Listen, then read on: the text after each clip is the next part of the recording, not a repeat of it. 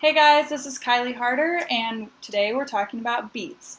So check out part 1 of my video to learn how to do beet chips, where we use the root of the beets, slice them thin, and they're currently in the dehydrator, and we're waiting for our beet chips to be done. And while we're doing that, we're going to do part 2 of this video on using the greens of the beets. So somehow we've ended up with 2 dozen eggs in our fridge, so I wanted to make a quiche. And a quiche is great because you can use any multitude of ingredients and it's going to come out delicious.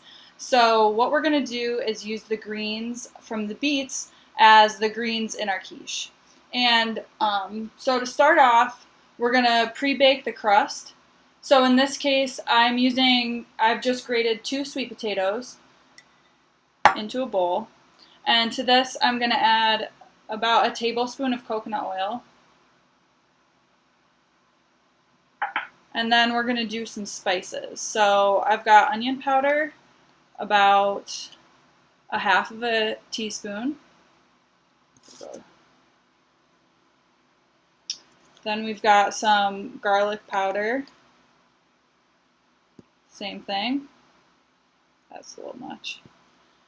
Then I've got this zesty Italian grinder that's just got a combination of different herbs in it.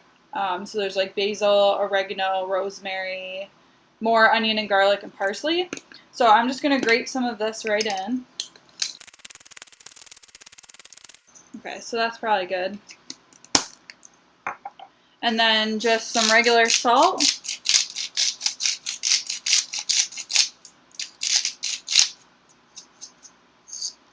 And some fresh ground black pepper.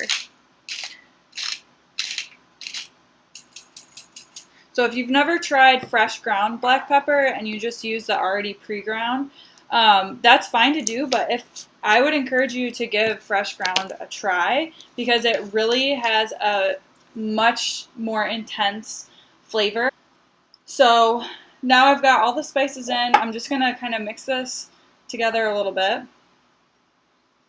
And I've got a little pie plate here that I've already greased down. For that, I just used a spray because it was easy. You could use some more coconut oil and kind of rub it on there. Now we're going to dump this in.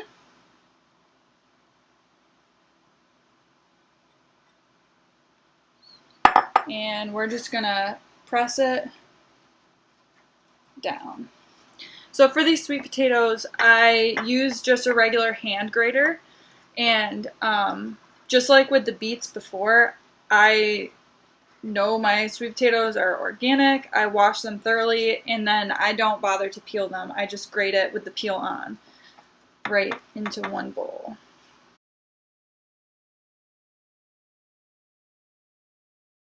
And we are going to pop this into the oven. It's on 425. I'm going to put it in to start for about 20 minutes, and then I'll check it and see how it looks.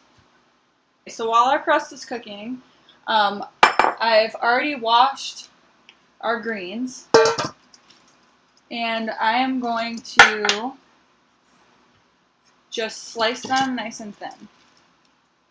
I actually left the rubber band on to wash them because that'll make it easier when we're slicing so they don't fly all over the place.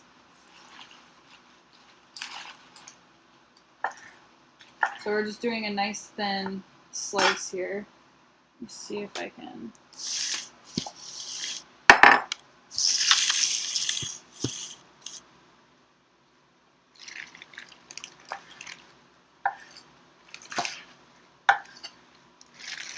So just kind of keep tuck them in and keep slicing them.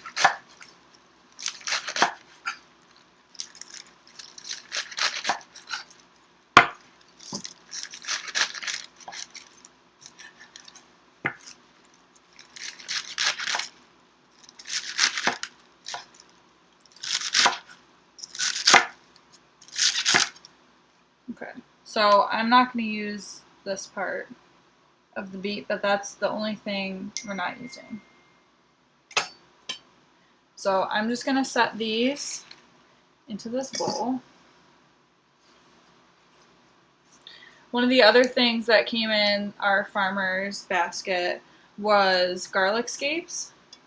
So I'm going to slice up a couple of those to throw in with the beet greens. So I've already sliced one here, so I'll just toss that in. Those are kind of big pieces. I'll do the next one with some smaller pieces. So this is what garlic scapes look like. They're curly green part of the garlic, and they have like a mild garlicky flavor.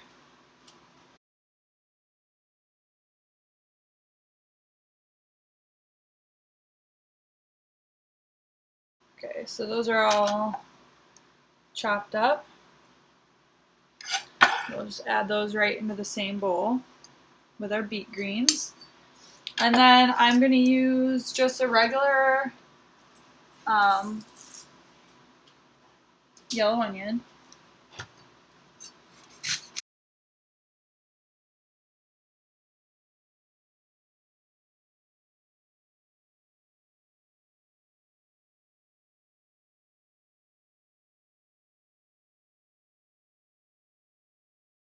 Okay. So that's all ready. Alright guys, so now we're going to just get a pan going with, I'm going to put a little bit of coconut oil in this. Actually, I'm going to use olive oil. So we've already got coconut oil in the potatoes, so just to mix it up a little bit, I'll use a little olive oil in here. That's probably about a teaspoon. Okay, so first we start by adding in the onions.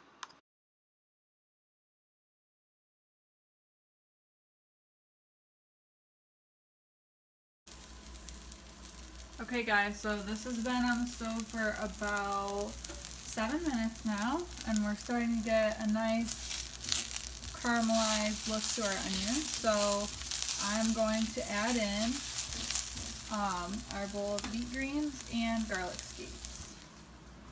So here they are. Okay, so all the beet greens are in and the garlic scapes. So there's some water in the bottom of the bowl that's kind of starting to steam these a little bit. And to speed it along, I'm just going to throw the top on. So we'll just put the lid right on and let that steam in there for a minute. And we've got about 2 minutes left on our crust. And that's looking really good. I think I'm going to leave it in for about 5 more minutes. You can see, maybe you can't, yes, there's steam coming off of it still, so that means that it's still drying out. So we want that steam to go away so we get a nice crust.